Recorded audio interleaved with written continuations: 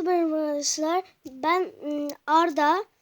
Arkadaşlar şimdi sizlerle su sesi çıkartmayı öğreneceğiz. Arkadaşlar birinci aşama şu. Arkadaşlar ikinci aşamayı gösteriyorum.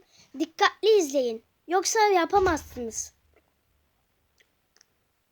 Şimdi ikisini aynı anda yapacağız.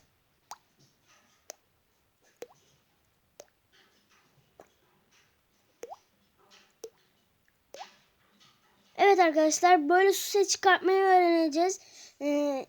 Anlamayanlar için bir daha gösteriyorum. Arkadaşlar birinci aşama yine gösteriyoruz. Bu.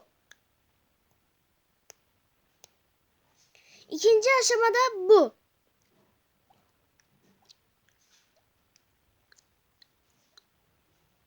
Şimdi aynı anda yapacağız.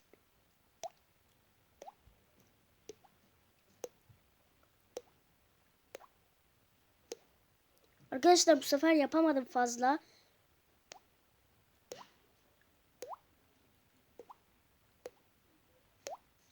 Duyuyor musunuz bilmiyorum ama yapıyorum. Bay bay.